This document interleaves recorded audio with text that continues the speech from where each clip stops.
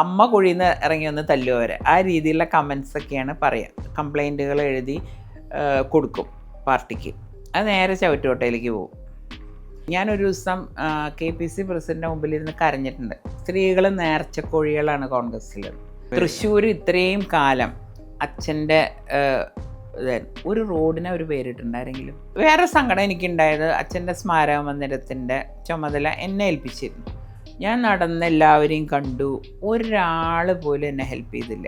വേറൊരു നേതാവ് എൻ്റെ പിന്നിലിരുന്ന് ഒരു യുവ നേതാവ് പറഞ്ഞ്, അങ്ങോർക്ക് അങ്ങനെ എത്ര വലിയ കെട്ടിടമൊക്കെ, ഒരു ചെറിയ ഒരു റൂമോ എന്തെങ്കിലും കെട്ടിയാൽ പറയുന്നു. ഇപ്പോൾ ഈ ഉടുത്ത സാരിക്ക് 1700 രൂപയുള്ളൂ.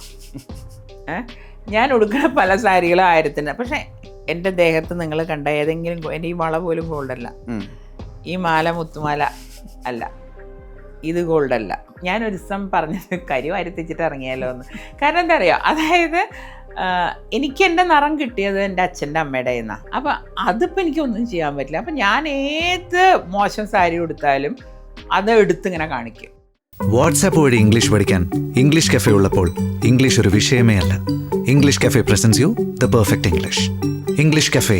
We present you the perfect English. WhatsApp now 9633888575. Padmaja വേണുഗോപാലാണ് ചേരുന്നത്. നമസ്കാരം മാം. നമസ്കാരം. കോൺഗ്രസിൽ നിന്ന് തഴയപ്പെട്ടത് മാറി BJPയിലേക്ക് വന്നപ്പോൾ കുറച്ചുകൂടി വെളിച്ചം കിട്ടിയതുപോലെ തോന്നുന്നുണ്ടോ? തീർച്ചയായിട്ടും നമുക്കൊരു ജോലി ചെയ്യാനുള്ളൊരു സ്വാതന്ത്ര്യവും പിന്നെ സ്ത്രീകളോട് കുറച്ചും കൂടിയും റെസ്പെക്റ്റായിട്ട് പെരുമാറുന്ന ഒരു പാർട്ടിയാണെന്ന് എനിക്ക് തോന്നിയത്. അതാണല്ലോ നമുക്ക് ഏറ്റവും ആവശ്യം. ജോലി ചെയ്യാൻ അത് ഒരു കംഫർട്ട് നമുക്ക് വേണം. ഏതിൽ അതെനിക്ക് ഇന്ന് കിട്ടുന്നുണ്ട്. മനസ്സിന് സന്തോഷമുണ്ട്. പലരും എന്നെ കണ്ടപ്പോൾ പറഞ്ഞു, ഓ ചേച്ചിയുടെ മൊത്ത ടെൻഷനൊക്കെ മാറി, ഇപ്പോൾ ഹാപ്പി ആയിരിക്കണം. ഞാൻ പറഞ്ഞു അതാണ് ഇതിനുള്ള ഉത്തരം എന്ന് പറഞ്ഞു ഞാൻ. പക്ഷേ BJPയിലേക്കുള്ള ഈ മാറ്റത്തിനെ ആളുകൾ വലിയ രീതിയിൽ വിമർശിച്ചിരുന്നു. ഈ തീരുമാനത്തെ, ആ തീരുമാനം എടുത്തതിൻ്റെ തലേ ദിവസം രാത്രി പത്മജ വേണുഗോപാൽ എന്ന വ്യക്തിയുടെ മനസ്സിലൂടെ കടന്നുപോയത് എന്തൊക്കെയാണ്? ഞാൻ സത്യം പറഞ്ഞാൽ ഭയങ്കര കൺഫ്യൂഷൻ ഉണ്ടായിരുന്നു എനിക്ക്. കാരണം ഞാനിത് കുറേ നാളുകളായിട്ട് പാർട്ടിയെ വേണ്ട, കോൺഗ്രസ്സും വേണ്ട, രാഷ്ട്രീയം വേണ്ട എന്നുള്ളൊരു തീരുമാനത്തിലേക്ക് ഞാൻ എത്തിയിരുന്നു. കാരണം ഈ തൃശ്ശൂരത്തെ എൻ്റെ തോൽവി എന്നത്, കാരണം ഞാൻ അത്രയും കഷ്ടപ്പെട്ടു. 900 വോട്ടിന് അത് ചെയ്തത് കോൺഗ്രസ്സുകാരാണെന്ന് അറിഞ്ഞപ്പോൾ അത് ഞാൻ വല്ലാതെ തകർന്നു പോയി. ആദ്യം ഞാനിത് കേട്ടിരുന്നു ഇങ്ങനൊരു, പക്ഷെ അത് ഞാൻ വിശ്വസിച്ചിരുന്നില്ല. പക്ഷേ ഇതെനിക്ക് അനുഭവത്തിൽ കൂടെ വന്നു. ഞാനത് കാരണം ഇപ്രാവശ്യം നല്ലോണം ശ്രദ്ധിച്ചു ആരെ എവിടേക്ക് എന്താണെന്നൊക്കെ. അപ്പോൾ എനിക്ക് ആരൊക്കെയാണെന്ന് എനിക്ക് നല്ലോണം മനസ്സിലായി. പക്ഷെ അവർ കാലുവാരിയത് ആലോചിച്ചാൽ ഞാൻ ഇത്ര വോട്ടിനൊന്നുമല്ല തോക്കേണ്ടത്. പക്ഷെ തൃശ്ശൂരിലെ ജനങ്ങൾ, ഈ രാഷ്ട്രീയമൊന്നുമില്ലാത്ത ജനങ്ങൾ എന്നെ സഹായിച്ചുകൊണ്ട്, കാരണം ഞാൻ ഏത് കടയിൽ പോയാൽ പോലും അവർ പറയും, ചേച്ചി ഇങ്ങോട്ട് വരണ്ട, ഞങ്ങളുടെ വോട്ട് ചേച്ചിക്കാണ്, കഴിഞ്ഞ പ്രാവശ്യം ഞങ്ങളൊരു തെറ്റിദ്ധാരണ കൊണ്ട് പറ്റിയതാണ്. അപ്പം ഞാനും വളരെ ആത്മവിശ്വാസത്തിലായിരുന്നു. അത്രയും പണിയെടുക്കുകയും ചെയ്തു. 10 കൊല്ലം ഞാൻ തൃശ്ശൂർ എന്നതിന് വേണ്ടി ജോലി എടുത്ത ആളാണ്. അത് കഴിഞ്ഞ് ആ ഒരു ഇത് കിട്ടിയപ്പോൾ എനിക്ക് വല്ലാതെ മാനസികമായിട്ട് ഞാൻ തകർന്നു. പക്ഷെ എന്നിട്ടും ഞാൻ കോൺഗ്രസ്സിൽ തന്നെ തുടർന്നു. പക്ഷെ എന്നെ പുകച്ച് പുറത്ത് അടിക്കാൻ ഒരു വിഭാഗം ആൾക്കാർ, എല്ലാ കോൺഗ്രസ്സുകാരെയും ഞാൻ കുറ്റം പറയില്ല, അവിടുത്തെ ജനങ്ങളെയും ഞാൻ കുറ്റം പറയില്ല, കാരണം ഞാൻ തൃശ്ശൂരുകാരിയാണ്. അവരെല്ലാവരും കൂടി അപമാനിക്കുക, നമ്മളൊരു മീറ്റിങ്ങിന് പോകുമ്പോൾ ഒരുമാതിരി കളിയാക്കിയുള്ള വർത്തമാനം പറയുക. അതൊരു എന്താ പറയുക, സംഘടിതമായിട്ടുള്ള, എനിക്ക് മനസ്സിലായി ഏതൊരു വിഭാഗത്തിൽ നിന്നാണ് വരുന്നതെന്ന് എനിക്ക് മനസ്സിലായി. ഞാൻ പലരോടും കംപ്ലൈൻറ്റ് പറഞ്ഞു, നേതൃത്വത്തിനോട് കംപ്ലൈൻറ്റ് പറഞ്ഞു. പക്ഷെ ആരും അത് കേട്ടില്ല. കാരണം അവർക്ക് എനിക്ക് തോന്നുന്നൊരു തെറ്റിദ്ധാരണ ഉണ്ടായിരുന്നു, പത്മജ വേണുഗോപാൽ എന്ത് സഹിച്ചും ഇവിടെ ചവിട്ടും കുത്തും കൊണ്ട് കിടന്നോളും. കാരണം കരുണാകരൻ പാർട്ടി വിട്ട് പോയപ്പോൾ പോലും പോവാത്ത ആളാണ് ഞാൻ. അത് അത്രയും എനിക്ക് ഈ പാർട്ടിയോടൊരു ഇതുണ്ടായിരുന്നു. പക്ഷെ ഇതിങ്ങനെ കുറേ നാളുകളായി, എന്നിട്ട് ഞാൻ അത് കഴിഞ്ഞൊരു 2.5-3 കൊല്ലത്തോളം ഞാൻ പിടിച്ചു നിന്നു അതിൽ. പക്ഷെ തീരെ മുന്നോട്ട് പോകാൻ പറ്റാണ്ട്, അല്ലാണ്ട് എനിക്കൊരു സ്ഥാനം കിട്ടാനോ, കാരണം സ്ഥാനങ്ങളൊക്കെ തരും ഇവർ, സ്ഥാനങ്ങൾ തരും എന്നല്ലാണ്ട് അത് എനിക്ക് ഉപയോഗിക്കാനുള്ള ഒരു സാഹചര്യം ഇവരുണ്ടാക്കി തരില്ല. എന്തെങ്കിലും പറഞ്ഞാൽ അതേമാതിരി എന്തെങ്കിലും എനിക്ക് അർഹതപ്പെട്ടത് വന്നാൽ പറയും അത് മുരളീധരന് കൊടുത്തു, ആങ്ങളയ്ക്കും പെങ്ങളക്കും കൊടുക്കണ്ട, നല്ല ആൾക്കാരാണ് പറയണത്. ഈ പറഞ്ഞ മാതിരി ഇവിടെ എല്ലാ കുടുംബം മൊത്തം രാഷ്ട്രീയത്തിലുള്ള ആൾക്കാരാണ് ഇത് പറയണത്. അപ്പോൾ അങ്ങനെയായപ്പോൾ എനിക്ക് തോന്നി മനഃപൂർവ്വം നമ്മൾ ഒഴിവാക്കാൻ വേണ്ടി ചെയ്യണതാണ് നല്ല കാര്യങ്ങൾ. അതിൽ 1-2 പേര് എന്നെ സഹായിക്കാനുണ്ടായിരുന്നു എന്നുള്ളതും സത്യമാണ്. ഞാൻ പേരൊന്നും പറയുന്നില്ല.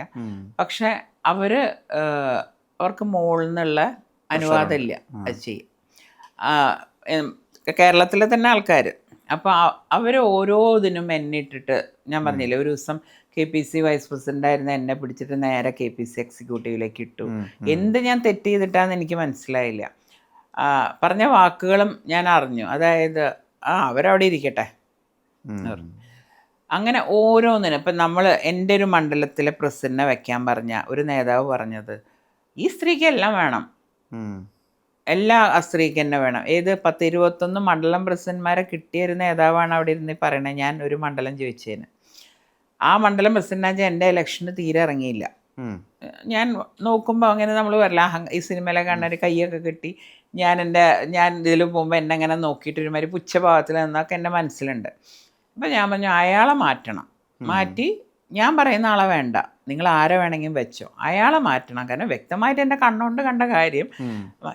അപ്പോൾ സമ്മതിക്കില്ല. അപ്പോൾ വാശി നേതാക്കന്മാർക്ക്, അവർ ഈഗോ ഹേർട്ട് ചെയ്യാണ്, അവർ പറഞ്ഞ ആളെ നമ്മൾ തട്ടണമെന്നുള്ള. അങ്ങനെ ഞാൻ ചെറിയൊരു സംഭവം പറഞ്ഞ കേട്ടോ, ഇങ്ങനെ ഓരോ കാര്യങ്ങളിലും എന്നെ ഇട്ടിട്ട് അവർ വല്ലാണ്ട് ബുദ്ധിമുട്ടിച്ചു. അപ്പം ഞാൻ വിചാരിച്ചു ഇനി ഞാനൊരു 2.5 കൊല്ലം ഇവിടുത്തെ തീരുമാനം ഇപ്പം ഞാൻ നടപ്പിലാക്കാമെന്ന്. ഞാൻ പാർട്ടിയിൽ നിന്ന് പോവാന്നുള്ള തീരുമാനം എടുത്തിരുന്നു. പിന്നെ ഞാൻ വിചാരിച്ചു എന്തിനാ ഞാൻ അങ്ങനെ പോണേ, എനിക്ക് അത്യാവശ്യം അങ്ങനത്തെ കഴിവുകളൊക്കെ ഉള്ള ആളാണ്. ആ പാർട്ടിയിൽ എൻ്റെ സഹോദരനുള്ളതുകൊണ്ട് എനിക്ക് എൻ്റെ കഴിവുകളൊന്നും പുറത്തേക്ക് എടുക്കാൻ പറ്റിയിട്ടില്ല. അവിടെ എവിടെയെങ്കിലും വെച്ച് വഴിക്ക് വെച്ച് ഞാൻ എൻ്റെ കുറച്ച് മനസ്സിലൊരു സഹോദര സ്നേഹം ഉണ്ടായിരുന്നു എനിക്ക്. അതുകൊണ്ട് ഓരോ ഭാഗം ഞാനൊരു ചവിട് പിന്നിലേക്ക് വയ്ക്കും. ഞാൻ പറഞ്ഞു വേറെ പാർട്ടി പോയാൽ ഈ പ്രശ്നമൊന്നുമില്ലല്ലോ, രണ്ടുപേരും 2 പാർട്ടിയിൽ, എനിക്ക് എൻ്റെ സ്വാതന്ത്ര്യം അനുസരിച്ച് ജോലി എടുക്കാം. പിന്നെ ഈ പറഞ്ഞ മാതിരി എന്താ പറയുക, എനിക്ക് പണ്ടെങ്ങനെ മോദിയുടെ ഇതൊക്കെ കാണുമ്പോൾ എനിക്ക് ഭയങ്കര ഇഷ്ടം. അപ്പോൾ ഏതിൽ പോകണം എന്ത് പോകണം എന്നൊരു ഒറ്റ ദിവസം കൊണ്ടാണ് തീരുമാനം എടുത്തത്. ഒരു രാത്രി കൊണ്ട് എൻ്റെ ഭർത്താവിന് പോലും സത്യം പറഞ്ഞാൽ, ഭർത്താവിനോട് ആ സമയത്ത് ഞാൻ പറഞ്ഞു എന്നല്ലാണ്ട് എൻ്റെ തീരുമാനത്തിൽ ആരുമല്ല, ഞാൻ തന്നെയാണ് തീരുമാനം എടുത്തത്. അത് കഴിഞ്ഞ് എല്ലാവരും എൻ്റെ അടുത്ത് ചോദിച്ചു എന്തൊക്കെ വാഗ്ദാനം. ഞാൻ ഒരു വാഗ്ദാനത്തെ എനിക്ക് മനസ്സമാനമായിട്ട് ജീവിക്കണം എന്നേ ഞാൻ പറഞ്ഞുള്ളൂ, അല്ലാണ്ട് എനിക്ക് സ്ഥാനമൊന്നും കിട്ടാണ്ടല്ല ഞാൻ അവിടെ നിന്ന് പോകുന്നത്. അപ്പോൾ അതിൽ പിന്നെ ഞാൻ ജനിച്ചു വീണത് കെ കരുണാകരൻ്റെ MLA മകളായിട്ടാണ്. വെറും കെ കരുണാകരൻ്റെ അല്ല, അദ്ദേഹം അന്നേ MLA. പിന്നെ 4-5 വയസ്സായപ്പോൾ ആഭ്യന്തരമന്ത്രി, 4 പ്രാവശ്യം മുഖ്യമന്ത്രി, കേന്ദ്രമന്ത്രി, MP ഇതൊക്കെ കണ്ട ആളാണ് ഞാൻ. അപ്പോൾ ഈ അധികാരങ്ങൾക്കൊക്കെ ഇത്രയേ ഉള്ളൂ എന്ന് എനിക്കറിയാം. കാരണം ഒരു മുകളിലേക്ക് പോയാൽ അതേ സ്പീഡിൽ താഴെ വരുന്ന ഒരാളാണ് എൻ്റെ അച്ഛൻ. അതും ഞങ്ങൾ അനുഭവിക്കും. അതുകൊണ്ട് ഈ ഉയർന്നു പോകുന്നൊന്നും ഞങ്ങൾക്ക് സത്യം പറഞ്ഞാൽ പേടിയായിരുന്നു. ഭഗവാൻ ഇതിൻ്റെ പിന്നാലെ ഒരു താഴ്ച എന്തായാലും വരും, ആ വീഴൽ ഭയങ്കര വീഴലായിരിക്കും, അങ്ങനെയാണ്. അപ്പോൾ ഇതിനോടൊന്നും എനിക്ക് അത്ര വലിയ, പക്ഷേ എനിക്ക് ജോലി ചെയ്യാൻ ഇഷ്ടം, അങ്ങനത്തെ പണികൾ, ഈ ആൾക്കാരോട് സംസാരിക്കാൻ പോകല്, ഇതൊക്കെ അച്ഛനെ എന്നെ ഏൽപ്പിച്ചിരുന്ന പല കാര്യം. അപ്പോൾ എനിക്കിങ്ങനെ വെറുതെ ഇരിക്കാൻ വയ്യ. പിന്നെ ഇഷ്ടപ്പെട്ട പാർട്ടി എനിക്ക് തോന്നിയത് BJP ആണ്. കാരണം ഈ മാർക്സിസ്റ്റ് പാർട്ടിയോട് എന്ന് പറഞ്ഞാൽ ചെറുപ്പം തൊട്ടേ നമ്മൾ കേട്ട് വളർന്ന ചില കാര്യങ്ങളുണ്ട്. അപ്പം അന്ന് തൊട്ടേ അതുകൊണ്ട് ചെറിയ അനുഭവങ്ങൾ ഞാൻ പറയുകയാണെങ്കിൽ, അന്ന് തൃശ്ശൂർ മുണ്ടശ്ശേരി മാഷ ജയിക്കുക. മുണ്ടശ്ശേരി മാഷ ജയിക്കുമ്പോൾ അച്ഛനന്ന് മാളയിലായിരിക്കും, ഞാനും ചേട്ടനും അമ്മയും മാത്രമേ വീട്ടിലുണ്ടാവുള്ളൂ. മാർക്സിസ്റ്റുകാർ എന്ത് ചെയ്യുന്ന വെച്ചാൽ റോട്ടിൽ വന്നിട്ട് പടകം പൊട്ടിച്ച് ഞങ്ങളുടെ വീട്ടിലേക്ക് എറിഞ്ഞ് അപ്പം ഞാനൊക്കെ ഡൈനിങ് റൂം അടിയിൽ പോയിരിക്കും പേടിച്ചിട്ട്. കാരണം ഗ്ലാസ്സൊക്കെ പൊട്ടും. പറയുമ്പോൾ തലേ ദിവസം വരെ ഞങ്ങളുടെ വീട്ടിൽ ജോലിക്ക് വന്ന ആൾക്കാരാണ് ഈ എറിയണമൊക്കെ. അത് എനിക്കറിയാം, ലഹരിയുടെ പുറത്ത് ചെയ്യണം. പിറ്റേ ദിവസം വന്ന് കരയും ചെയ്യും നമ്മുടെ അവിടെ വന്നിട്ട്. അപ്പോൾ ഈ പാർട്ടി ഇങ്ങനെയാണ് എന്നൊരു തോന്നൽ കുട്ടിക്കാലത്തുള്ളിൽ വന്നതാണ്. അപ്പം അങ്ങനെ അതിലേക്ക് എന്തായാലും ഞാനില്ല. ആക്രമണോത്സവം ഉണ്ടെന്ന് അന്ന് എനിക്ക്, കാരണം ഞങ്ങൾ അനുഭവിച്ചിട്ടുള്ളതാണ്. ആരും പറഞ്ഞ കാര്യമൊന്നുമല്ല, ഞാൻ ആരും പറഞ്ഞ കാര്യം ഒന്നും വിശ്വസിക്കുന്ന ആളല്ല, പക്ഷെ എൻ്റെ കണ്ണുകൊണ്ട് കണ്ട കാര്യം. അപ്പോൾ അത് എൻ്റെ മനസ്സിലേ പോയില്ല അതുകൊണ്ട്. പക്ഷെ പിന്നെ BJP എന്ന് പറഞ്ഞപ്പോൾ ഞാൻ അവരടുത്തറിഞ്ഞപ്പോൾ അവർക്ക് പൊതുവെ അങ്ങനെ ഒരു വർഗീയതയോ, അങ്ങനെയാ വെച്ചാൽ വർഗീയത ഏറ്റവും കളിക്കുന്ന ഇപ്പോൾ കോൺഗ്രസ്സാണ്. അവരിപ്പോൾ ഒരു വിഭാഗം ആൾക്കാരെ മാത്രം പിടിച്ച് കൊണ്ടുപോകണ രാഷ്ട്രീയം. ഇപ്പം നമ്മൾ കേരളം കഴിഞ്ഞു കഴിഞ്ഞാൽ ഈ വർഗീയത ഇത് കാണാനില്ല. കാരണം എന്താണെന്ന് വെച്ചാൽ കോൺഗ്രസ്സിന് ജീവിക്കണമെങ്കിൽ അവർ വേണം. അപ്പോൾ അവരെ പറഞ്ഞ് തെറ്റിപ്പിച്ച് ഇപ്പോൾ എന്താ പറയണ്ട, എല്ലാ ദിക്കിലും അവരെ കൊണ്ടൊക്കെയല്ലേ BJP ജയിക്കണത്. പക്ഷെ ഇവിടെ അങ്ങനെയല്ല, ഇവിടെ അങ്ങ് വെറുപ്പിച്ച് വെച്ചിരിക്കുക. ഇപ്പം എൻ്റെ തന്നെ എൻ്റെ ഒരു പോസ്റ്റ് ഇട്ടാ എൻ്റെ അമ്മ കുഴിയിൽ നിന്ന് ഇറങ്ങി വന്ന് തല്ലുവരെ, ആ രീതിയിലുള്ള കമൻസ് ഒക്കെയാണ് പറയുക. അത് ചില മതവിഭാഗങ്ങളാണ് അത് ചെയ്യണത്. അവർക്കുള്ളൊരു എന്താ പ്രശ്നം എന്ന് ഞാൻ നോക്കിയിട്ട്, പലരും ഗൾഫിലൊക്കെ ജോലിയുള്ള ആൾക്കാരാണ്, അവർക്ക് വൈകുന്നേരം 5 മണി കഴിഞ്ഞാൽ വേറെ പണിയൊന്നുമില്ല. അപ്പോൾ നമ്മളെ ചീത്ത വിളിക്കുക, ഒരാളെ ചീത്ത വിളിക്കുമ്പോൾ ഒരു സുഖം കിട്ടുമല്ലോ, ആ സുഖം കിട്ടിക്കോട്ടെ എന്ന് ഞാനും വിചാരിക്കും. അതിനൊന്നും കമൻറ്റ് പറയാൻ പോകാറില്ല ഞാൻ. ഇത് അവരൊക്കെ വിചാരം ഇങ്ങനെ പറഞ്ഞാൽ ഞാൻ വേദനിക്കും എന്നാണ്. അതിനേക്കാൾ എത്രയോ വേദനകൾ കഴിഞ്ഞിട്ടാണ് ഞങ്ങൾ ഈ ഇതിലേക്ക് എത്തിയത്. ഞാൻ പറയില്ല, എൻ്റെ 5 വയസ്സ് 6 വയസ്സുള്ളപ്പം അച്ഛനെ കൊലക്കേസിൽ പ്രതിയാക്കി ഒളിവിൽ പോയത് ഇതൊക്കെ കണ്ടു വളർന്ന എനിക്ക് എന്നെ ഈ ചീത്ത പറഞ്ഞാൽ ഇവിടെ എൻ്റെ ദേഹത്ത് പോലും തൊടില്ല. അതൊരു അഹങ്കാരമല്ല, അത് ദൈവം അത് എനിക്ക് തന്നൊരു കഴിവാണ് അത് ഇതാക്കാൻ. പിന്നെ ഞാൻ ആലോചിക്കും, എൻ്റെ അച്ഛൻ ഏറ്റവും സ്നേഹിച്ച ജനവിഭാഗങ്ങളാണ് എൻ്റെ ചീത്ത പറയുന്നത്. ഏറ്റവും സ്നേഹിച്ചതാണ് അച്ഛൻ. എനിക്കത് വ്യക്തമായിട്ട് അറിയാം ഇപ്പോഴും. അതുകൊണ്ട് എനിക്കെല്ലാവരുമായിട്ട്, ഞാൻ BJP-യിലാണെങ്കിലും ഞാൻ എല്ലാവരുമായിട്ടും സുഹൃത്ത് ബന്ധം കാത്തു സൂക്ഷിക്കുന്ന ആളാണ്. അത് ഏത് പാർട്ടിയിലും ഉണ്ട് എനിക്ക്. മാം, അവിടെയാണ് ഞാൻ ചോദിക്കാൻ വരുന്നത്. മാമിന്റെ ഏറ്റവും വലിയ മേൽവിലാസം ഇനിയിപ്പോൾ എത്ര കാലം പ്രവർത്തിച്ചാലും അത് കരുണാകരന്റെ മകൾ എന്നുള്ളത് തന്നെയാണ്. അതെ. അപ്പൊ ഒന്ന് കരുണാകരൻ കോൺഗ്രസിന് ചെയ്തത് എന്താണെന്നറിയാം. അതെ. കോൺഗ്രസ് ആണ് കേന്ദ്രത്തിൽ BJP-യുടെ പ്രതിപക്ഷം. അതെ. അപ്പൊ ആ ഒരു മാറ്റത്തെ അച്ഛന്റെ മകൾ എന്നുള്ള രീതിയിൽ അച്ഛനോട് അടുപ്പമുള്ളവർ ഒരിക്കലും നല്ല രീതിയിലല്ലല്ലോ അതിനെ സ്വീകരിക്കുക. അച്ഛന്റെ കണ്ടംപററീസ് ആയ ആളുകൾ ഉണ്ടാവുമല്ലോ, അവരോട് എന്താ വിശദീകരിക്കുക, അല്ലെങ്കിൽ അവരോട് എന്ത് പറയും, അങ്ങനെയൊക്കെ ആലോചിച്ചിരുന്നു? ഇല്ല, കാരണം അവരാരും എന്നെ സഹായിക്കാൻ വന്നിട്ടില്ല. ഞാൻ ഈ വിഷമിച്ച് ഞാൻ സങ്കടപ്പെട്ട് പലരുടെ അടുത്തും എല്ലാ ആൾക്കാരുടെ അടുത്തും ഞാൻ പോയിട്ടും അവരെനിക്ക് ചെവി പോലും തന്നില്ല. അവർക്കെന്ത് തോന്നുന്നു പിന്നെ എനിക്ക് തോന്നേണ്ട കാര്യമില്ലല്ലോ. നമ്മൾ ഒരു നമുക്ക് നോക്കാം പിന്നെ ചെയ്യാം അങ്ങനെ എന്നൊക്കെ പറഞ്ഞ് നമ്മളിങ്ങനെ അവോയ്ഡ് ചെയ്യുന്ന ഒരു രീതിയിൽ, കാരണം മുഖത്തോക്കി പറയാനും വയ്യ ലീഡറുടെ മകളല്ലേ വെച്ചിട്ട്. പക്ഷേ ഉള്ളിൽ കൂടെ ചെയ്യുന്ന പ്രവൃത്തി പല കാര്യങ്ങൾ അവർ എന്നെ ദ്രോഹമല്ല അവർ ചെയ്ത്. പക്ഷേ എൻ്റെ ഈ കാര്യത്തിന് പരിഹാരം ഞാൻ പലപ്പോഴും കംപ്ലൈൻറ്റുകൾ എഴുതി കൊടുക്കും പാർട്ടിക്ക്. അത് നേരെ ചവറ്റുകൊട്ടയിലേക്ക് പോകും. ആ രീതിയിൽ ഞാൻ പറഞ്ഞില്ലേ, ഞാനൊരു ദിവസം KPC പ്രസിഡൻ്റെ മുമ്പിലിരുന്ന് കരഞ്ഞിട്ടുണ്ട്. അത് അദ്ദേഹം പറയും, ഇല്ലയെന്ന് അദ്ദേഹം പറയട്ടെ, ഞാൻ നേരിട്ട് ചോദിച്ചോളാം. അപ്പോൾ ആൾക്കെന്നെ വല്ലാത്ത വിഷമമായിപ്പോയി കണ്ടപ്പോൾ. ആൾ പറഞ്ഞു, ഇല്ല നീ അങ്ങനെ കരയല്ലേ. ആൾക്ക് ഭയങ്കര സങ്കടമായിപ്പോയി പറഞ്ഞു. അപ്പം അങ്ങനെ നമ്മളോട് നന്നായി പെരുമാറിയ ആൾക്കാരും ഉണ്ട് അതിൽ. അല്ലെങ്കിലും എനിക്ക് പ്രസ്ഥാനത്തിനോട് എനിക്കൊരു ദേഷ്യം ഉണ്ടായിട്ടില്ല. പക്ഷെ ഇപ്പോഴത്തെ നേതാക്കന്മാരെ സഹിക്കാൻ പറ്റുന്നില്ല. എന്താ സാമ്പത്തിക ഇത്, എന്ത് കൊടുത്താലും പൈസ കൊടുത്താൽ സ്ഥാനം കിട്ടുക, പൈസ കൊടുത്ത് കോർപ്പറേഷനിലെ സീറ്റുകൾ വിൽക്കുക, ഇതെല്ലാം കണ്ണുകൊണ്ട് കണ്ടപ്പോൾ സത്യം പറഞ്ഞാൽ എനിക്ക് തലയ്ക്ക് പ്രാന്തായി. ഞാൻ ഇങ്ങനത്തെ ഒരു പൊളിറ്റിക്സ് കണ്ടു വളർന്ന ആളല്ല. എൻ്റെ മുമ്പിലിരുന്ന് കണക്ക് പറഞ്ഞ് കോർപ്പറേഷന് പൈസ വാങ്ങുന്നത് ഞാൻ കണ്ടിട്ടുണ്ട്. അപ്പോൾ ആ ഒരു രീതിയൊന്നും എൻ്റെ അച്ഛൻ പണ്ട് നോക്കാറ്, വർക്ക് ചെയ്യാൻ പറ്റുമോ, അല്ലെങ്കിൽ ആ സ്ഥലത്ത് നല്ല പേരാണോ അയാൾക്ക്, ഇതൊക്കെയാണ് അച്ഛൻ്റെ മാനദണ്ഡങ്ങൾ. പാർട്ടിക്ക് വേണ്ടി എത്ര കാലം വർക്ക് ചെയ്തു, ആ സ്ഥാനത്ത് ഒരു പണിയെടുക്കാത്ത പല ആൾക്കാരും വന്നിട്ട് ഇത്ര പൈസ കൊടുക്കുമ്പോൾ സീറ്റ് കൊടുക്കണ രീതി, അതൊന്നും ഈ കോൺഗ്രസ് പാർട്ടിക്ക് ചേർന്നതല്ല. അതാണ് ഈ പാർട്ടിയുടെ നാശത്തിന് കാരണം ഇപ്പോഴത്തെ. പിന്നെ തമ്മിൽ എന്താ വഴക്ക്. പണ്ടൊക്കെ എന്ന് പറഞ്ഞാൽ ഈ 2 ഗ്രൂപ്പിന് നമ്മൾ ആരെങ്കിലും ഒരു അതെ, അത് കഴിഞ്ഞ് പിന്നെ ഉമ്മൻചാണ്ടി സാറിൻ്റെയും രമേശ് ചെന്നിത്തലയും ഇപ്പം അങ്ങനെയല്ല. ഇപ്പൊ ഓരോ നേതാക്കന്മാർക്കും ഓരോ ഗ്രൂപ്പാ. അല്ല ഞാൻ ചോദിച്ചോട്ടെ, ജില്ലാതലത്തില് ആദ്യത്തിൽ ഞാൻ ചോദിച്ചോട്ടെ, അപ്പൊ ഷാഫി പറമ്പലിന് ഒരു ഗ്രൂപ്പ്, അല്ലെങ്കിൽ രാഹുൽ മാങ്കൂട്ടത്തിൽ ഒരു ഗ്രൂപ്പ്, VD സതീശന് ഒരു ഗ്രൂപ്പ്, അങ്ങനെ തന്നെയാണെന്നാണോ? രാഹുൽ മാങ്കൂട്ടം ഷാഫി ലിങ്ക് ആണല്ലോ. അങ്ങനെ, അതായത് സ്വയം പ്രൊമോട്ട് ചെയ്യണം അവര്, പാർട്ടീനെയല്ല പ്രൊമോട്ട് ചെയ്യണം, വ്യക്തികളെയാണ് പ്രൊമോട്ട് ചെയ്യണത്. പ്രസ്ഥാനത്തിന് ആർക്കും വേണ്ട.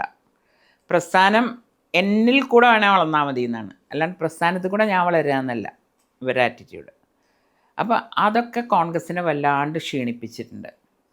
പിന്നെ ഞാൻ പറഞ്ഞില്ലേ, ഇന്നലെ വന്ന ആളുകൾ, നേതാക്കന്മാർ, കയ്യിൽ പൈസ ഉണ്ടോ, നമുക്കൊരു 5 കൊല്ലം കൊണ്ട് കോൺഗ്രസ്സിൽ നല്ല നേതാവാം. സോഷ്യൽ മീഡിയ എല്ലാ വഴിയും, സാധാരണക്കാരനത് പറ്റില്ലല്ലോ. സോഷ്യൽ മീഡിയയിൽ കൂടെ എത്ര പൈസ വേണമെന്ന് നമുക്കൊക്കെ അറിയാം. പിന്നെ സോഷ്യൽ മീഡിയയിൽ കൂടുതലും ഞാൻ കണ്ടിട്ടുള്ളത് ഒരു പ്രത്യേക മതവിഭാഗക്കാരെയാണ് കൂടുതൽ.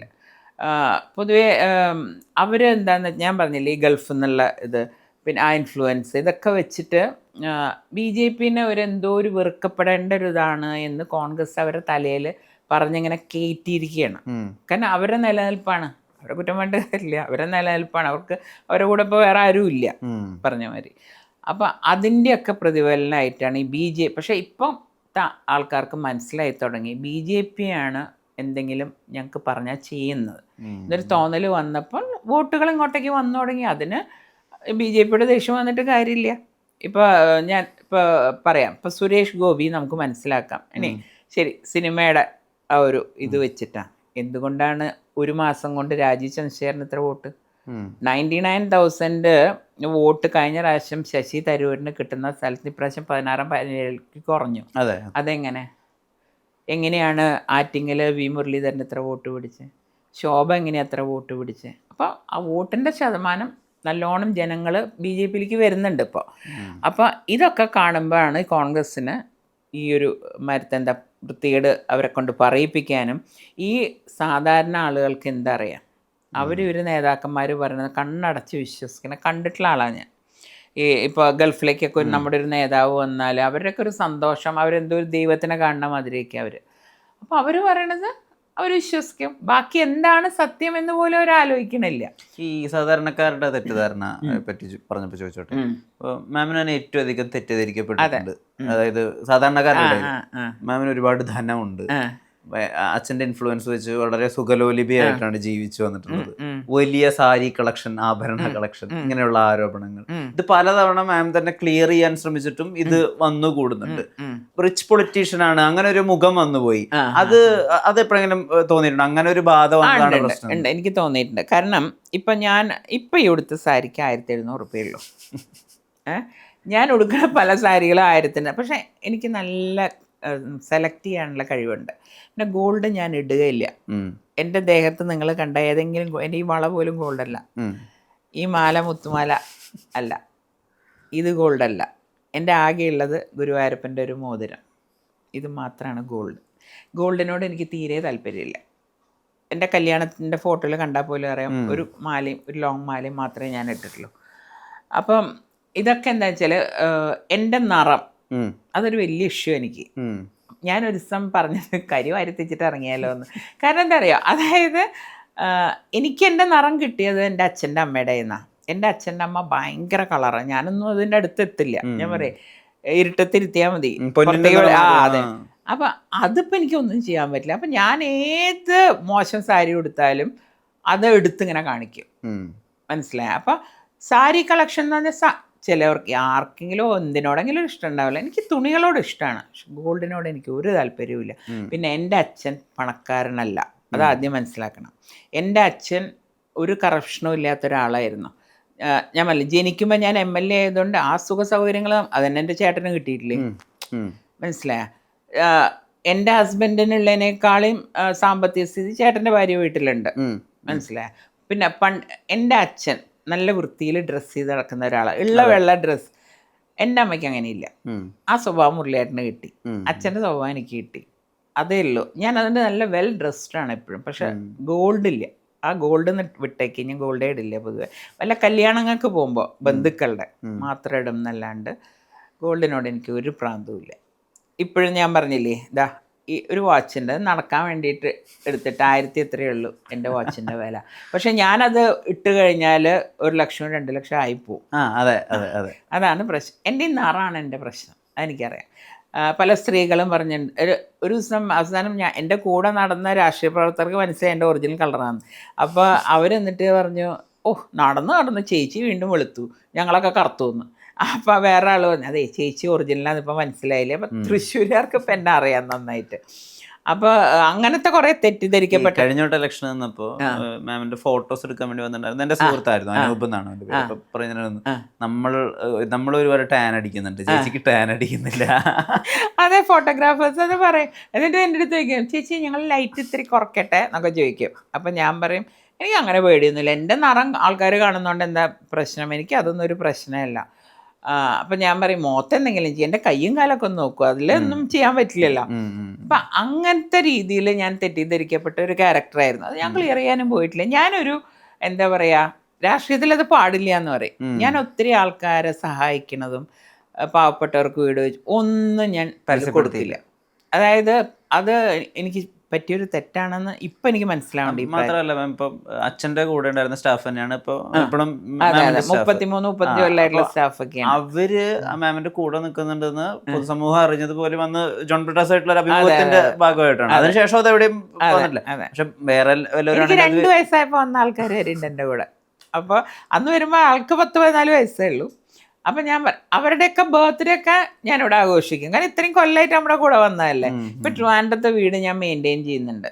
എന്താ കാരണം, അവർ അച്ഛൻ്റെ കൂടെ ജീവിച്ച് അവർക്ക് വേറെ ലോകം അറിയില്ല. ഒരു പ്രായമായപ്പോൾ അച്ഛൻ മരിക്കണം. അവരൊക്കെ ഞാൻ അവിടെ ശമ്പളം കൊടുത്ത് ഫുഡും കൊടുത്ത് നിർത്തിയിട്ടുണ്ട്. അത് കാരണം അച്ഛനെ നോക്കി എൻ്റെ ഒരു നന്ദിയുണ്ട് എൻ്റെ മനസ്സിൽ. അവർ പൊന്നുപോലെ എൻ്റെ അച്ഛനെ നോക്കിയിട്ടുള്ളത്. പക്ഷെ ഇതൊന്നും ഞാൻ ആരുടെ അടുത്തും ടി വിയിലും ഞാൻ അങ്ങനെ സോഷ്യൽ മീഡിയയിൽ ആക്റ്റീവാണ്. പക്ഷെ എന്നാൽ അത് രാഷ്ട്രീയം മാത്രമേ ഉള്ളൂ. എൻ്റെ വ്യക്തിപരമായ കാര്യങ്ങളൊന്നും ഞാൻ അതിലിടില്ല. ഞാൻ മറ്റേ കൊറോണ സമയത്ത് കുട്ടികൾക്ക് പഠിക്കാൻ വേണ്ടിയിട്ട് ലാപ്ടോപ്പ്, മൊബൈല്, ഞാൻ കുറേ മൊബൈലൊക്കെ കൊടുത്തു. എനിക്ക് ചിരി വന്നത് വേറെ അദ്ദേഹം വന്നിട്ട് ഒരു മൊബൈൽ കൊടുത്തത് ഭയങ്കര വൈറലായി. അപ്പം എല്ലാവരും എൻ്റെ ചേച്ചി എത്ര, അപ്പം ഞാൻ പറഞ്ഞു ഒരാളുടെ ദാരിദ്ര്യം നമ്മൾ മുതലാക്കരുത്. പാവപ്പെട്ട കുട്ടികളല്ലേ വന്ന് ഇതാക്കണം. ഞാൻ കൈ കൊണ്ട് തൂക്കിയിട്ട് എൻ്റെ കൂടെ ഒരു സ്റ്റാഫും കൂടിയിട്ട് ഓണ സമയത്ത് ഞാൻ കോളനികളിൽ കിറ്റ് കൊടുക്കാൻ പോകും. ഞാൻ തന്നെ പൈസ, എൻ്റെ കയ്യിൽ തന്നെ പൈസ. എല്ലാവരും അല്ല, ഞാൻ പൈസ, എൻ്റെ ഭർത്താവ് കഷ്ടപ്പെട്ട് ഉണ്ടാക്കണ പൈസയാണ്. എൻ്റെ ഹസ്ബൻഡ് കുറച്ച് സാമ്പത്തിക സ്ഥിതിയുള്ള വീട്ടിലെയാണ്. എന്നിട്ട് അദ്ദേഹം തന്നെ പറയും, ഞാൻ കഷ്ടപ്പെട്ടുണ്ടാക്കണം മുഴുവൻ ഇത് അടി കൂടെ പാവങ്ങൾക്ക് എടുത്ത് കൊടുക്കും എന്ന് പറയും തമാശയ്ക്ക്. അതൊക്കെ ഞാൻ ചെയ്യും. അതുകൊണ്ട് തൃശ്ശൂരുകാരെ അതുകൊണ്ടായിരിക്കും ഈ എത്ര ചവിട്ടിയും കുത്തി ഞാൻ എന്നെ 900 വോട്ടിനെ തോൽപ്പിക്കാൻ പറ്റിയുള്ളൂ അവർക്ക്. അപ്പം അതുകൊണ്ടാണ് ഞാൻ പറഞ്ഞത്, കുറേ കഴിയുമ്പോൾ ജനങ്ങൾ എന്നും ഒളിച്ചു വെക്കാൻ പറ്റില്ല ഇങ്ങനത്തെ കാര്യങ്ങൾ. എന്തെങ്കിലും അതൊക്കെ സത്യം. പക്ഷെ അവസാന സമയം ഇപ്പോൾ വല്ലാത്തൊരു പരിഗണന വന്നതായിട്ടാണ് ഇപ്പോൾ നമ്മൾ നിരീക്ഷിക്കുമ്പോൾ തോന്നിയിട്ടുണ്ടായിരുന്നു. 900 വോട്ടിന് തോറ്റ സമയത്ത് വല്ലാതെ പരിഗണന ഉണ്ടായിരുന്നു. കാരണം കേരളത്തിലെ ഏറ്റവും കുറവ് വോട്ടിന് ഞാനത് തോറ്റെ. അതെ, UDF. അപ്പോൾ അതിനീ പറഞ്ഞ പോലെ രാഷ്ട്രീയപരമായിട്ടുള്ള കാരണങ്ങളായിരിക്കാം. അതെ, ഞാൻ പറഞ്ഞില്ലേ കുറേ നല്ല നേതാക്കന്മാരുണ്ട്. ഇതിൻ്റെയൊക്കെ ട്രെയിനിൽ എന്നെ കണ്ടപ്പോൾ വന്നിട്ട് കെട്ടിപ്പിടിച്ചിട്ട് ആളുടെ കണ്ണൊക്കെ നിറഞ്ഞിട്ട് എൻ്റെ അടുത്ത് പറഞ്ഞു, മോളെ നീ ഏത് പാർട്ടി, നീ അത്രയും ചവിട്ടും കുത്തും സഹിച്ചിട്ടാണ് പോയതെന്ന് എനിക്കറിയാം. നീ വേറെ പാർട്ടിയിലാണെങ്കിൽ എന്നെ ഇടയ്ക്കിടയ്ക്ക് വിളിക്കണേ. അവരൊക്കെ ആ കുട്ടിക്കാലത്തുള്ള സ്നേഹമാണ്. അങ്ങനത്തെ ആൾക്കാരുണ്ട് ഇതിൽ. അവരൊക്കെ വിട്ടുപോകുമ്പോൾ എനിക്ക് സങ്കടമുണ്ട്, ഇല്ലയെന്ന് ഞാൻ ഒരിക്കലും പറയില്ല. പക്ഷെ ഇപ്പോഴത്തെ കുറേ നേതാക്കന്മാരെ എനിക്ക് തീരെ പിടിക്കില്ല.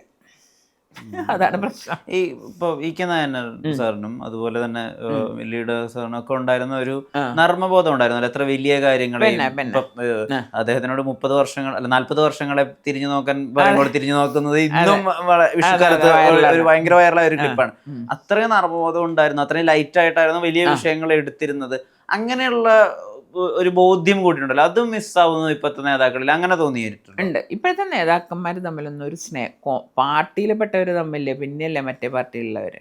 ഞാൻ കഴിഞ്ഞ മാസം കണ്ണൂർ പോയപ്പം ഞാൻ ശാരദാൻ്റിനെ കാണാൻ പോയപ്പോൾ എന്നെ കണ്ടപ്പോൾ അവരുടെ ഒരു സന്തോഷം കണ്ടപ്പോൾ സത്യം ഞാൻ എനിക്ക് കരയണം തോന്നിയോടിയിരുന്നു. എന്നെ കെട്ടിപ്പിടിച്ച് കണ്ട് കവളത്ത് ഉമ്മ വെച്ച്, എന്നിട്ട് അവരുടെ ഓഫീസ് റൂമിലൊരു ഫോട്ടോ വെച്ചിട്ടുള്ളത് നായനാർ സാറ് നടുവിൽ, അച്ഛൻ ഇപ്പുറത്ത്, ആൻറ്റി ഇപ്പുറത്ത്. ആ ഫോട്ടോ വെച്ചിരിക്കുക അവിടെ. ആ ഒരു ബന്ധം ഇന്നത്തെ എത്ര നേതാക്കന്മാർ തമ്മിലുണ്ട് ഡൽഹിയിൽ. എനിക്കറിയാം അച്ഛന് ബന്ധമുള്ള കാരണം ഞാൻ അമ്മ മരിച്ച പിന്നെ അച്ഛൻ്റെ കൂടെ ഞാനായിരുന്നു 17 കൊല്ലം. എനിക്ക് അച്ഛന് ഇവരൊക്കെ ആയിട്ടുള്ള ആത്മബന്ധം എനിക്കറിയാം. അപ്പം അതൊക്കെ കണ്ടു വളർന്ന എനിക്ക് ഈ തമ്മിൽ പോലും ഒരേ പാർട്ടിയിൽ നിന്നിട്ട് പോലും ആത്മാർത്ഥമില്ലാത്ത ആൾക്കാരെ കാണുമ്പോൾ, ഇപ്പോൾ 2 ദിവസം മുമ്പ് ഞാൻ അച്ഛൻ്റെ ഇത് ഓഫീസ് ഉദ്ഘാടനത്തിൻ്റെ ഒരു TV എനിക്ക് നാണക്കേടായിട്ട് അന്ന് അവരൊന്നും ഇതിലൊരു റോളും ഇല്ല. ആകെ ആ DC പ്രസിഡന്റ് മാത്രമാണ് ഓടി നടന്ന്. പക്ഷെ അതിൻ്റെ സമയമായപ്പോൾ ഇടി. പിന്നെ വേറെ സങ്കടം എനിക്കുണ്ടായത്, അച്ഛൻ്റെ സ്മാരക മന്ദിരത്തിൻ്റെ ചുമതല എന്നെ ഏൽപ്പിച്ചിരുന്നു. ഞാൻ നടന്ന് എല്ലാവരെയും കണ്ടു, ഒരാൾ പോലും എന്നെ ഹെൽപ്പ് ചെയ്തില്ല. പാർട്ടിയിൽ പ്രസംഗിക്കും ഇങ്ങനെ, അത് ചെയ്യണം ഇത് ചെയ്യണം, കഴിഞ്ഞു. വേറൊരു നേതാവ് എൻ്റെ പിന്നിലിരുന്ന്, ഒരു യുവ നേതാവ് പറഞ്ഞ്, അങ്ങോർക്ക് അങ്ങനെ ഇത്ര വലിയ കെട്ടിടമൊക്കെ, ഒരു ചെറിയ ഒരു റൂമാണ് എന്തെങ്കിലും കെട്ടിയാൽ പോരെയെന്ന്. ഞാൻ കേട്ടു എന്നുള്ള അയാൾ അറിഞ്ഞിട്ടില്ല ഇതുവരെ. ഇതൊക്കെ എൻ്റെ ചെവി കൊണ്ട് കേട്ട കാര്യം. ഇപ്പോൾ തൃശ്ശൂർ കോട്ടയുടെ അവിടെ വെച്ചിട്ടുള്ള പ്രതിമയിൽ ഒരു ബൾബ് സ്ഥാപിക്കാൻ പോലും ഒരുപാട് ശ്രമിക്കേണ്ടത്. ഞാൻ കുറേ പ്രാവശ്യം ഞാൻ തൃശ്ശൂരുണ്ടായിരുന്നപ്പോൾ ഞാൻ തന്നെ അത് കഴുകി ഞാൻ തന്നെ പിള്ളേരെ വെച്ച് നമ്മുടെ പിള്ളേരുണ്ട് കുറച്ച്, അവർക്ക് പൈസയും കൊടുത്ത് ഭക്ഷണവും കൊടുത്ത് ഞാനാ വൃത്തിയാക്കിക്കുക. ഇവരൊന്നും തിരിഞ്ഞു നോക്കില്ല. തൃശ്ശൂർ ഇത്രയും കാലം അച്ഛൻ്റെ ഒരു റോഡിനെ ഒരു പേരിട്ടുണ്ടാരെങ്കിലും ഇല്ല. അപ്പം മനസ്സിലായാൽ മതി. കെ കരുണാകരനോട് അവഗണന കാണിച്ചവർക്ക് പിന്നെ ഞാനൊക്കെ എന്താ. ഇപ്പൊ രാഷ്ട്രീയത്തിൽ ഉപയോഗിക്കുന്ന ഒരു സൂത്രം ഒക്കെ ഉണ്ടല്ലോ, അതായത് അച്ഛന്റെ പേരും ഉപയോഗിക്കുന്നത് കോൺഗ്രസിൽ അത് വളരെ പ്രസിദ്ധവുമാണ്. ഏതാണ്? അച്ഛന്റെ പേരും ഉപയോഗിക്കുന്നത്. ഇപ്പോൾ പത്മജ വേണുഗോപാൽ തന്നെയാണ് സജീവ രാഷ്ട്രീയത്തിൽ ഇറങ്ങിയപ്പോൾ തൊട്ടേയുള്ള പേര്. പക്ഷെ കോൺഗ്രസിന്റെ ഒരു സ്വഭാവം വെച്ച് അച്ഛന്റെ പേര് ഇപ്പൊ കെ പത്മജ എന്നോ പത്മജ കെ എന്നോ ഇട്ട് കഴിഞ്ഞാൽ അതിനൊരു കുതിച്ചുചാട്ടം ഉണ്ടാവുമല്ലോ. ഞാൻ പറയുന്നതിന്റെ സാഹചര്യം മനസ്സിലായത്. ബോധപൂർവ്വം അതെന്താ ഒഴിവാക്കിയത്? അല്ല, നമ്മൾ കല്യാണം കഴിഞ്ഞ് കഴിഞ്ഞാൽ പെൺകുട്ടികൾ പൊതുവെ ഭർത്താവിൻ്റെ, ഞാൻ എൻ്റെ അച്ഛൻ്റെ അത് ഉപയോഗിക്കാൻ ഉദ്ദേശിച്ചിട്ടില്ല. ഞാൻ കെ കരുണാകരൻ്റെ മകളാന്ന് എല്ലാവർക്കും അതെ. പിന്നെ എൻ്റെ നെറ്റിയിൽ എഴുതി വെക്കേണ്ടല്ലോ എൻ്റെ കാര്യം. ഞാൻ എൻ്റെ ഭർത്താവിൻ്റെ പേര് അത് ഞാൻ മാറ്റൂല മരിക്കുന്നവർ. അത് എന്ത് ലാഭത്തിന് എന്തിനു വേണ്ടിയിട്ടായാലും ഞാനത് മാറ്റില്ല. അത് മുരളിയേട്ടനും അച്ഛൻ്റെ പേര് വെച്ചിട്ടില്ല കേട്ടോ. ഞങ്ങൾ തറവാട്ട് പേരാ വെക്കുക, അമ്മയുടെ തറവാട്. കെ മുരളീധരൻ എന്ന് പറഞ്ഞാൽ കോവിത്തൽ. ഞങ്ങൾ രണ്ടുപേരും അച്ഛൻ്റെ പേര് വെച്ചിട്ടില്ല. ഈ സുരേഷ് ഗോപിയും മാധ്യമങ്ങളും തമ്മിലുള്ള ഒരു സമവാക്യം അത്ര നല്ലതല്ല എന്നുള്ള രീതിയിലാണ് ഓരോ ദിവസവും അദ്ദേഹത്തിന്റെ പ്രതികരണങ്ങളെ ആളുകൾ വിമർശിച്ചുകൊണ്ടിരിക്കുന്നത്. അത്ര നല്ല ഒരു അന്തരീക്ഷമല്ല ഇപ്പൊ മാധ്യമങ്ങൾക്കിടയിൽ അദ്ദേഹത്തിനുള്ളത്. എന്താ സുരേഷ് ഗോപി മാധ്യമങ്ങളും തമ്മിലുള്ള ഈ പ്രശ്നത്തെ അഡ്രസ്സ് ചെയ്തുകൊണ്ട് ചേച്ചി സംസാരിക്കുക? അതായത് സുരേഷ് ഗോപി എന്ന വ്യക്തിനെ എനിക്ക് എത്രയോ കാലങ്ങളായിട്ട് അറിയാം. കുറച്ചൊന്നുമല്ല, കുറെ കാലങ്ങളായിട്ട്. അച്ഛൻ്റെ പിറന്നാളിന് പിന്നെ എപ്പോഴും വരും വീട്ടില്. ഞാൻ പറഞ്ഞില്ലേ, അദ്ദേഹത്തിന്റെ ആ മകള് മരിച്ചപ്പോൾ പോലും വന്ന് സങ്കടം പറഞ്ഞ് കരഞ്ഞ എൻ്റെ അച്ഛൻ്റെ അടുത്താണ്.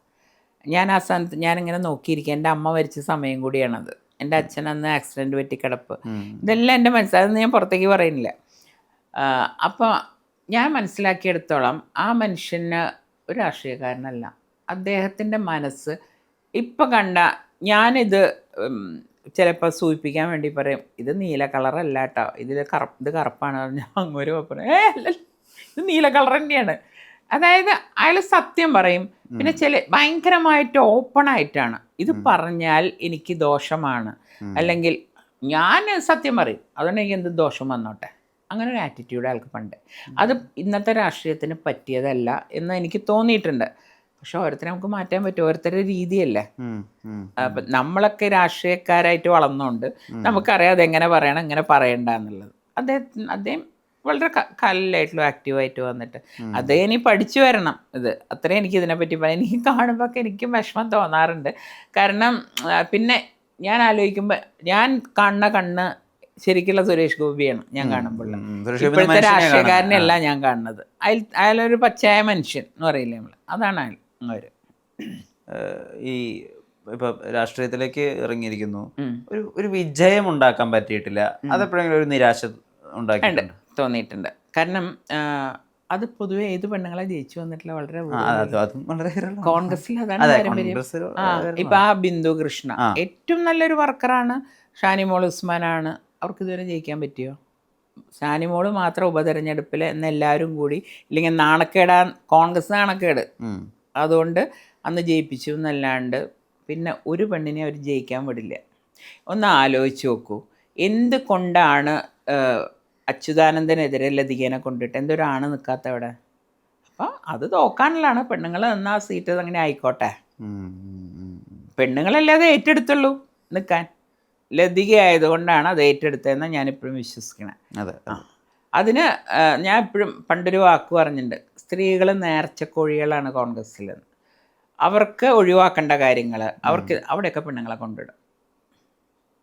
പിന്നെ എൻ്റെ പറ്റിയത് വേറൊരു കാര്യം കൂടി ഉണ്ട്. തൃശ്ശൂർ പേരൊന്നും ഞാൻ പറയില്ല, പറയുമ്പോൾ ആൾക്കാർക്ക് മനസ്സിലായിക്കുള്ളൂ. അവിടെ ഒരു നേതാവുണ്ട്, അദ്ദേഹം മാത്രമേ അവിടെ ജയിക്കാൻ പാടുള്ളൂ.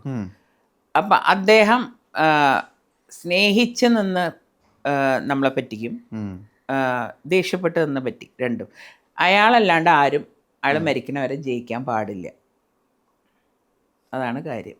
അപ്പോൾ ഇത്രയും കൊല്ലം ഇവരുടെ ഇടയിൽ കിടന്ന ഒരാൾ എന്ന് പറഞ്ഞാൽ ഒക്കെ അയാൾ വെച്ച ആളാണ്. നമുക്കവിടെ ഒന്നും ചെയ്യാൻ പറ്റണില്ലേ. ആ സ്ഥലത്താണ് ഞാൻ ഫൈറ്റ് ചെയ്ത് വന്നതെന്ന് ആലോചിക്കണം. അതുകൊണ്ട് എനിക്ക് വലിയ നിരാശയില്ല. ഇത്രയൊക്കെ എനിക്ക് ചെയ്യാൻ പറ്റില്ല അവിടെ നിന്നിട്ട്. അതാണ് എല്ലാവരും പറയും നല്ലൊരു സ്ഥലത്ത് കൊണ്ട് നിർത്തിയത് അന്നും എന്താ പറയണ്ടത്, ബി ജെ പിയുടെ വോട്ട് വാങ്ങിയിട്ടും പിടിച്ചിട്ടൊക്കെയാണ് കോൺഗ്രസ്സുകാർ അന്ന് അവിടെ ജയിച്ചിരുന്നത്. ഇപ്പം ബി ജെ പിയിൽ എത്തിയപ്പോഴാണ് അതെനിക്ക് മനസ്സിലായത്. പക്ഷേ എനിക്കൊരു സംശയം ഉണ്ടായിരുന്നു പറഞ്ഞു, അങ്ങനെ ഒരാളുള്ള സ്ഥലത്ത് എന്നെ ശരിക്കും കൊണ്ട് ഇട്ട് അങ്ങർക്ക് ഇപ്പം ഞാനെന്നല്ല, വേറെ മുരളിയേട്ടൻ വന്നില്ലേ, മുരളിയേട്ടൻ വന്ന എന്തുകൊണ്ട് മുരളിയേട്ടൻ മൂന്നാമത് പോയി? മുരളിയേട്ടൻ ഇല്ല എന്നൊക്കെ പറയും സൂചിപ്പിക്കാൻ വേണ്ടി. ആ പാർട്ടിയിൽ നിൽക്കുമ്പോൾ പാവത്തിന് അതേ പറയാൻ പറ്റുള്ളൂ. ആളെയും നല്ലോണം പറ്റിച്ചിട്ടുണ്ട്. ഞാൻ അന്ന് വരുന്ന സമയത്ത്, അദ്ദേഹം വരുന്ന സമയത്ത് ഞാൻ പറഞ്ഞു, മുരളിയേട്ടൻ ഒരു കാരണവശാലും ഇങ്ങോട്ട് വരരുത്, മുരളിയേട്ടനെ അവർ പറ്റിക്കും. അപ്പം എൻ്റെ അടുത്ത് പറഞ്ഞാണ്, ഞാൻ വരില്ല, ഞാൻ പറ്റിങ്ങ അമ്മയുടെ അച്ഛൻ്റെ അവിടുത്തെ കല്ലും കൂടി എടുത്തോണ്ട് പോയാലോ എന്ന് വിചാരിക്കുക എന്ന് പറഞ്ഞ ആൾ എങ്ങനെയാണ് അവിടെ എത്തിയെന്നൊക്കെ എനിക്ക് നല്ലോണം അറിയാം. പക്ഷെ ഇപ്പോഴും എൻ്റെ സഹോദരൻ അത് മനസ്സിലായിട്ടില്ല. ഇത് പറഞ്ഞാൽ അങ്ങോരെന്നെ അടുത്ത് ചീത്ത വിളിക്കുന്നത് എനിക്കറിയാം. അത് കരുതി തന്നെയാണ് ഞാൻ പറയണം. അദ്ദേഹവും ബി ജെ പിയിലേക്ക് വരും ഭാവിയിൽ, അതിനുള്ള സാധ്യതകൾ കാണുന്നു എന്നൊക്കെ അന്ന് അദ്ദേഹം ആയതുകൊണ്ട് എനിക്കൊന്നും പറയാൻ പറ്റില്ല.